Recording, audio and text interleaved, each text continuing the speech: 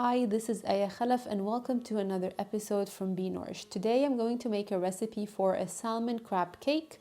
I am a big fan of eating fish because it is the highest source of omega-3s in all animal proteins. You cannot get that much omega-3s by eating, beef and chicken and turkey. And so including fish at least 2 times a week is essential for good health and for increasing the omega-3s that are anti-inflammatory, good for your heart and good for a lot of other things in your body. Now that being said, there are 2 things that I am always careful of when I'm picking the type of fish. Number 1 is the mercury contamination. Unfortunately, because we contaminated our seas and our oceans, our water is now contaminated with mercury and then it ends up being in the fish. And the bigger the fish is and the more smaller fish it eats, the higher concentration of mercury there is. So if you Google online high mercury and low mercury fish, you'll find the list. But as a rule of thumb, the smaller the fish is, the safer, and the bigger the fish is, the more mercury it has. Salmon is one of the safe ones that don't have too much mercury in them. And so if you're planning to use a different type of fish, you want to make sure that it's on the low mercury side. The second thing is the way it was farmed and the way it was fed. So just like when it comes to beef and chicken, there are farmed fish. And when it comes to farming practices, they give them antibiotics, hormones, and unnecessary food additives and preservatives to make the fish grow faster and bigger. And when you feed animals the wrong types of food, they become sick and unhealthy for us to eat. Also end up absorbing all those extra hormones and antibiotics from the fish, which is not what we want. I will not forget a couple of years ago, I took my girls to a fishing pond to fish, and they kind of just gather the fish for the kids in a pond so that it's easy for them to fish. And the guy gave us, a little bit of food to put in the hook to grab the fish, and he told me, this is the food we feed the fish on a regular basis, so they will come right up when you start, throwing this in. And I was like, well, I'm curious what's in this food. It looks interesting for me. And he's like, yeah, I have the box here, you can check. So he gave me the box and I'm checking the ingredients. And it was like soy, chicken, rice, preservatives, chemicals, like all sorts of things. And I'm thinking, this is a fish. Like, why on earth would it need to eat chicken and soy? This is not their natural food. And so I asked the guy, like, why are you feeding them chicken and soy? And he's like, because this is what makes them grow bigger and faster.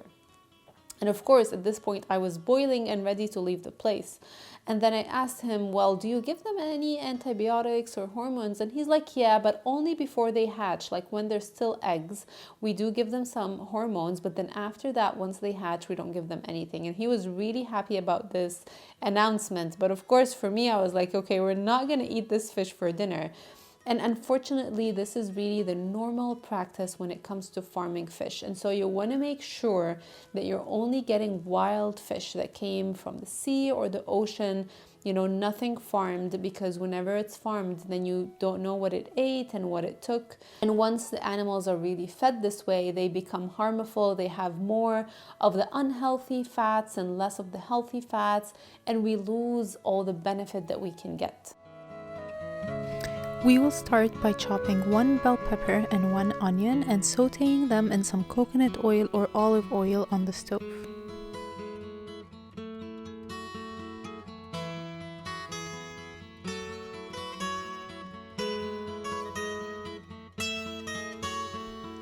Chop some dill,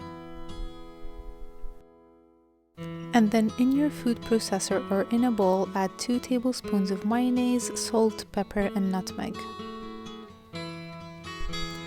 Add 1 cup of real cooked crab meat, and if that's not available, you can add any type of seafood, and then put in your sauteed bell peppers and onions. I am using actual salmon, so I'll be cooking that on the stove and then adding its meat, along with half a cup of almond flour and some garlic powder.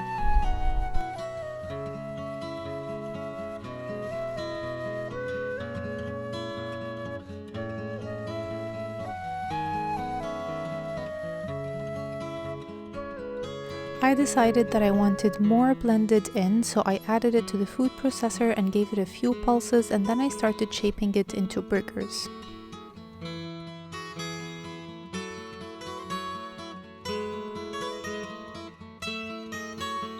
I let it cook in the oven while I make my mango salsa. Mangoes, cilantro, green onions, and tomatoes to top our salmon burgers. The mango really blended so well with the taste of the salmon, and it added a beautiful sweet taste.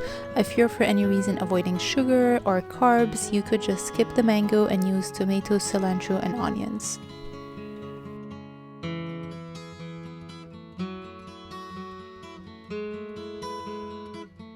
Now, if you enjoyed this recipe, as always, please like the video, leave me a comment, and don't forget to subscribe to my channel because I'm planning for more videos to come.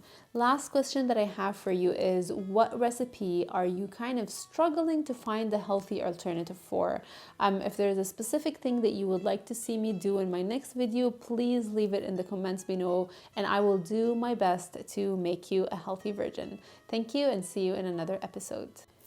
You know, the most people that struggle with hunger are people that are used to high carbohydrate and high sugar diets, because if your body is used to getting doses of glucose every few hours for energy, it doesn't know how to get it from other sources. And also because carbohydrates and sugars give you very short-term energy, so when you get the crash following the carbohydrate, you feel very jittery and tired and you feel like, I need to eat something right now. But when you're eating in the way that I taught you, where we're eating a lot of proteins and healthy fats and only slow to moderate carbs, you'll find that you can go longer periods without eating. And even when you got hungry, it doesn't feel like sudden hunger, where like, if I don't eat something right now, I'm going to just, collapse, for example. So those are just things to keep in mind, is that the more healthy you eat, the more you can go for periods without food.